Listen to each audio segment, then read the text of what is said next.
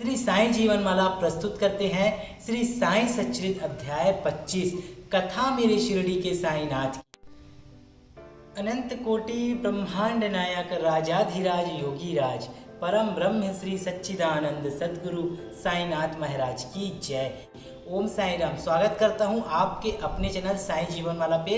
मैं हूं राम गुप्ता। तो दोस्तों, आज हम आपको श्री साईं सच्चित के महाग्रंथ के अध्याय 25 की पावन कथा बाबा की द्वारका माई से साईनाथ महाराज को सुनाने जा रहे हैं। तो कथा को प्रारंभ करने से पहले आप सभी साईं भक्तों से एक प्यार भरा आग्रह कि अगर आप साईं जीवन माला के इस चैनल पे नए हैं तो सब्सक्राइब जरूर करें और बेल आइकन को ऑन कर दीजिए। अगर आप सभी साईं जीवन माला यूट्यूब चैनल के पर्सनल मेंबर्स बनना चाहते हैं तो ज्वाइन जरूर कर लीजिए, क्योंकि आपके द्वारा ज्वाइन की हुई रकम से इस धाम के विकास के लिए खर्च किया जाएगा। साथ ही बाबा के पीछे में अखंड धुनी जल रही, अखंड जोत जल रहा है, उसके लिए लकड़ी, तेल व साफ सफाई के खर्चों में इस धाम में लगाया जाएगा। और आप लोग अगर अपने जीवन में परेशान है, कष्ट बहुत ज़्यादा है, तो आप जब साईं सच्चित के इस महाग्रंथ का पाठ को सुनना चालू करते हैं तो प्रार्थना कीजिएगा कि बाबा, हम आपके इस महाग्रंथ का पाठ को श्रवण करने जा रहे हैं। आपसे सिर्फ यही आग्रह करते हैं साईं कि जैसे आपने शिरडी में लीला रचाई थी, जैसे आपने वचन दिए थे कि जो जन शिरडी आएगा आपद दूर भगाएगा, चढ़े समाधि की जो सीढ़ी, पैर तले वो दुख की पीढ़ी, वह चमत्कार बाबा पुनः दिखाओ। क्योंकि अभी आपका दरबार लॉकडाउन के चलते बंद है बाबा, हम आपकी कथा आपको श्रवण करा रहे हैं, सुना रहे हैं, तो हमारी भी परेशानियों को दूर कर, हमारे जीवन में कष्ट को खत्म कर बाबा, सुख शांति और समृद्धि लाओ बाबा, और संसार में फैली इस महामारी को नष्ट करो बाबा। और आप लोग एक काम अवश्य कीजिएगा, जिस तरह विद्या बांटने से बढ़ती है, उसी तरह अगर आप श्री साईं सच्चित के इस महाग्रंथ के पाठ के वीडियो को अधिक से अधिक और भक्तों को प्रेषित करेंगे, शेयर करेंगे, तो उनके ऊपर भी बाबा की कृपा प्राप्त होगी और आपका पुण्य प्रबल होगा, क्योंकि आपने बाबा की लीलाओं का बखान और लोगों से भी कराया और लोगों को भी सुनाया। और अधिक से अधिक लोगों से इस चैनल को सब्सक्राइब जरूर करें। तो चलिए शुरुआत करते हैं श्री साईं सच्चित के महाग्रंथ के अध्याय 25 की। ओम नमो श्री साईं प्रभु नमः। ओम नमो श्री साईं प्रभु नमः। साईं सच्चित के इस महाग्रंथ को पठन करने से पहले मैं आप लोगों को बता दूं, इस अध्याय के अंत में आज मैं आप लोगों को एक बहुत ही 2 मिनट का साईं मंत्र बताऊंगा, जिसे अगर आप बाबा के समक्ष बाबा को सुनाएंगे, हर पल गुनगुनाएंगे, बाबा की अपार कृपा आप पर होगी। तो चलिए अभी अध्याय को शुरू करते हैं। अध्याय है दामू अन्ना कसार अहमदनगर के रुई और अनाज के सौदे, आम्रलीला और प्रार्थना। जो अकारण ही सभी पर दया करते हैं तथा समस्त प्राणियों के जीवन व आश्रय रहता है, जो पर ब्रह्मा के पूर्ण अवतार हैं, ऐसे अहेतुक दया सिंधु और महान योगी राज के चरणों में हम सबका साईं जीवन माला के पूरे दर्शकों की ओर से मैं प्रणाम करता हूँ, साष्टांग प्रणाम करता हूँ। अब हम यह अध्याय को प्रारंभ करते हैं। श्री साईं बाबा की जय हो। वे संत चूड़ामणि समस्त शुभ कार्यों के उद्गम स्थान और हमारे आत्माराम तथा भक्तों के आश्रय दाता है। हम उन साईनाथ की चरण वंदना करते हैं जिन्होंने अपने जीवन का अंतिम ध्येय प्राप्त कर लिया है। श्री साईं बाबा अनिवर्चनीय प्रेम स्वरूप हैं। हमें तो केवल उनके चरण कमलों में दृढ़ भक्ति ही रखनी चाहिए। जब भक्त का मन विश्वास दृढ़ और भक्ति परिपक्व हो जाती है तो उसको मनोरथ भी शीघ्र ही सफल हो जाता है। जब हेमंत पंत को साईं सच्चित तथा साईं लीला को रचने की तीव्र उत्कंठा हुई तो बाबा ने उन्हें तुरंत ही पूर्ण कर दी और उन्हें स्मृति पद इत्यादि रखने की आज्ञा हुई। तो हेमंत पंत में स्फूर्ति, बुद्धिमता, शक्ति तथा कार्य करने की क्षमता स्वयं ही आ गई। अगर आप बाबा की भक्ति करते हैं, पूजा करते हैं, आप कोई भी अच्छा काम करने के लिए आप बाबा को पहले बताते हैं, स्मरण भी करते हैं, तो ऑटोमेटिक आप में शक्ति आएगी और बाबा की कृपा मिलेगी और आप ऑटोमेटिक उस काम को अत्यधिक जल्दी से कर देंगे और बाबा उसमें आपकी पूर्ण सहायता करेंगे। वे कहते हैं कि मैं इस कार्य के सर्वदा अयोग्य होते हुए भी श्री साईं के शुभ आशीर्वाद से इस कठिन कार्य को पूर्ण करने में समर्थ हो सका हूँ। फलस्वरूप यह ग्रंथ श्री साईं सच्चिद आप लोगों को उपलब्ध हो सका, जो एक निर्मल स्रोत या चंद्रकांत मणि के ही सदृश है, जिससे सदैव साईं लीला रूपी अमृत झरा करता है, ताकि आप सभी का उसको हम पान करा सके। जब भक्त पूर्ण अंतःकरण से श्री साईं बाबा की भक्ति करने लगता है तो बाबा उसके समस्त कष्टों और दुर्भाग्यों को दूर कर स्वयं इसकी रक्षा करते हैं। और अहमदनगर के श्री दामोदर सांवला राम रासने कसार की निम्नलिखित कथा उपयुक्त कथन की यहाँ पर पुष्टि करती है। आप लोगों को बता दूं, अगर आप बाबा का व्रत रहते हैं, जी हाँ, साईं बाबा के व्रत रहते हैं अगर आप सभी, तो आप व्रत के दिन आप लोग एक रेड कलर की बुक आती है उसे पढ़ते होंगे, उसकी जगह में अगर आपके पास हो सके तो श्री साईं सच्चिद की कथा को पढ़ो, क्योंकि यह बाबा का सत्य और सत्यता का प्रमाण और जीवत स्वरूप सच्चिद लिखा हुआ है, जिसे हेमंत पंत लिखा था। और यह कथा बहुत ही पतित और पावन है। तो आप जब तक व्रत रहते हैं तो आप सच्चिद का पठन करें व्रत कथा के दिन भी। और आप अधिक कष्ट से परेशान हैं तो गुरुवार से गुरुवार बाबा की सच्चिद को पूर्ण करें, बाबा की अपार कृपा होगी। हम इसका भी एक वीडियो आप लोगों को समक्ष बना के बताएंगे कि कैसे आपको साईं सच्चिद का गुरुवार से गुरुवार तक का आपको पाठ करना है। तो चलिए आगे की कथा का हम बताते हैं। दामू अरला पाठ को आपको स्मरण होगा कि इस महाशय का प्रसंग हमने 6वें अध्याय में शिरडी के रामनवमी उत्सव के प्रसंग में आ चुका है। ये लगभग सन 1995 में शिरडी पधारते जब रामनवमी उत्सव का प्रारंभ ही हुआ था, और उसी समय एक जरीदार बढ़िया ध्वज इस अवसर पर भेंट करने तथा वहाँ एकत्रित गरीब भिक्षुओं को भोजन कराया जाता था।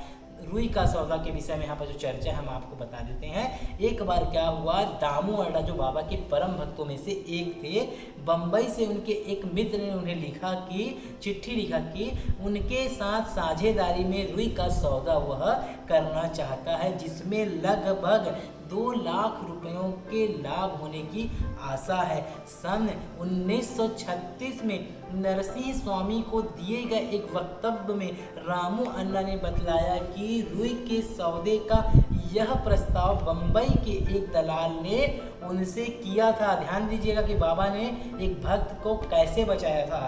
तो एक दलाल ने उनसे रुई का सौदा करने की पेशकश की थी, जो कि साझेदारी से हाथ खींचकर मुझ पर ही सारा भार छोड़ने वाला था। भक्तों के अनुभव भाग 11 पृष्ठ 75 के अनुसार यहाँ पर लिखा है कि दलाल ने लिखा था कि धंधा अति उत्तम है और हानि की कोई आशंका नहीं है।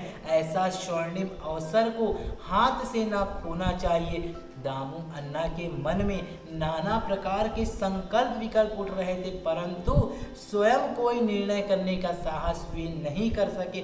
उन्होंने इस विषय में कुछ विचार तो अवश्य कर लिया, परंतु बाबा के भक्त होने के कारण पूर्ण विवरण सहित एक पत्र सामा को लिख भेजा, जिसमें बाबा से परामर्श प्राप्त करने की प्रार्थना की। यह पत्र सामा को दूसरे दिन ही मिल गया, जिसे सामा ने दोपहर के समय मस्जिद में जाकर उन्होंने बाबा के समक्ष रख दिया। सामा ने बाबा से पत्र के संबंध में पूछताछ की। उत्तर में सामा ने कहा कि अहमदनगर के दामू अन्ना कसार आपसे कुछ आज्ञा प्राप्त करने की प्रार्थना कर रहे हैं। बाबा ने पूछा कि वह इस पत्र में क्या लिख रहा है और उसने क्या योजना बनाई है। मुझे तो ऐसा प्रतीत होता है कि वह आकाश को छूना चाहता है। उसे जो कुछ भी भगवत कृपा से प्राप्त है वह उसमें संतुष्ट नहीं है। अच्छा, पत्र पढ़कर सुनाओ। सामा ने कहा, जो कुछ आपने अभी कहा वही तो पत्र में लिखा हुआ है देवा।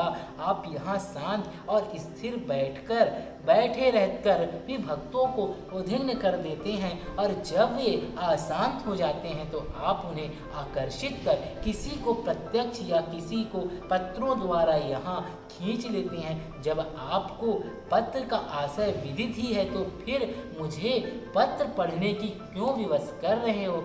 बाबा कहने लगे कि सामा तुम तो पत्र पढ़ो, मैं तो ऐसे ही अनाप शनाप बकता हूँ, मुझ पर कौन विश्वास करता है। तब सामा ने पत्र पढ़ा और बाबा उसे ध्यानपूर्वक सुनकर चिंतित हो कहने लगे कि मुझे ऐसा प्रतीत होता है कि सेठ दामू अन्ना पागल हो गया है। उसे लिख दो कि उसके घर किसी वस्तु का अभाव नहीं है, इसलिए उसे आधी रोटी में ही संतोष कर लाखों के चक्कर से दूर रहना चाहिए। सामा ने उत्तर लिखकर भेज दिया, जिसकी प्रतीक्षा उत्सुकता पूर्वक दामू अन्ना कर रहे थे। पत्र पढ़ते ही लाखों रुपए के लाभ होने की जो उनकी आशा था उस पर पानी फिर गया। उन्हें उस समय ऐसा विचार आया कि बाबा से आज्ञा कर उन्होंने भूल की है, परंतु सामा ने पत्र में संकेत कर दिया था कि देखने और सुनने में फर्क हुआ करता है, इसलिए श्रेष्ठ कर तो यही होगा कि स्वयं शिरडी आकर बाबा की आज्ञा प्राप्त करो। बाबा से स्वयं अनुमति लेना उचित समझकर वे शिरडी आए। बाबा के दर्शन कर उन्होंने चरण सेवा की, परंतु बाबा के सम्मुख सौदे वाली बात करने का साहस वे ना कर सके। उन्होंने संकल्प किया कि यदि उन्हें कृपा कर दी तो इस सौदे में से, अगर उन्होंने साईं ने कृपा कर दी तो इस सौदे से कुछ लाभांश बाबा को अर्पण कर दूंगा। यद्यपि यह विचार दामू अन्ना अति गुप्त रीति से मन में कर ही रहे थे, तो बाबा तो त्रिकालदर्शी से क्या छिपा रह सकता है। बालक तो मिष्ठान मांगता है, परंतु उसकी माँ उसे कड़वी औषधि देती है, क्योंकि मिठाई स्वास्थ्य के लिए हानिकारक होती है और इस कारण वह बालक के कल्याण उसे समझा बुझाकर कड़वी औषधि पिला दिया करती है। बाबा एक दयालु माँ के समान थे। वे अपने भक्तों का वर्तमान और भविष्य जानते थे, इसलिए उन्होंने दामू अन्ना की मन की बात जानकर कहा कि बापू, मैं अपने को इस संसारिक झंझटों में फंसाना नहीं चाहता। बाबा की अस्वीकृति जानकर दामू अन्ना ने यह विचार त्याग दिया। देखा आपने, बाबा को भी एक भक्त ने रुई के सौदे में जो लाभ होगा बाबा को देने का तक यहाँ तक पेशकश कर दी अपने मन में। बाबा तो सब जानते हैं, बाबा सब पता है बाबा को कि क्या गलत है क्या सही। बाबा ने आदेश दिया कि वह सौदा नहीं करना है। तो आप लोगों से भी एक ही आग्रह कि जितना भगवान आपको दिया है उतने में ही संतुष्ट रहने की कोशिश करें। अगर चादर छोटा है तो उतने में पैर फंसा ले, ज़्यादा करोगे तो फट जाएगी चादर। इसलिए संतुष्टि दिल में लाओ, संतुष्टि मन में लाओ। ज़्यादा की लालच में हम गलत राह में ही चले जाते हैं और फिर बाद में पछताते हैं। कहते हैं ना, अब पछतात होत का जब चुड़िया चुग गई खेत। साईं सच्चिद के महाग्रंथ के 25 अध्याय की पावन कथा अभी जारी है। अगले वीडियो में हम इसे पूर्ण करेंगे। आप बने रहें साईं जीवन माला के साथ। और आपके जीवन में भी कोई कष्ट परेशानी है तो आप सभी कमेंट में अपना नाम लिख दीजिएगा और अधिक से अधिक इस वीडियो को शेयर करें लोगों में, ताकि विद्या बांटने से बढ़ती है। बाबा के ग्रंथ का प्रसार प्रचार आप करेंगे, शेयर करेंगे तो आप पर बाबा की अपार कृपा होगी। मैं यही प्रार्थना बाबा की द्वारका माई से करता हूँ। आप लोगों को साईं का वह मंत्र बता देता हूँ। चलिए थोड़ा सा समय लूँगा और बता देता हूँ बाबा का वह मंत्र, जिसे आप जब भी समय मिले बाबा के समक्ष गाइएगा। चलिए शुरुआत करते हैं। साईं नारायण नारायण नारायण, साईं नारायण नारायण नारायण, साईं नारायण साईं नारायण, साईं नारायण साईं नारायण, साईं नारायण नारायण नारायण, साईं नारायण नारायण नारायण। तो इस मंत्र को आप जब भी समय मिले गुनगुनाएं, बाबा की कृपा प्राप्त होगी। ओम शांति।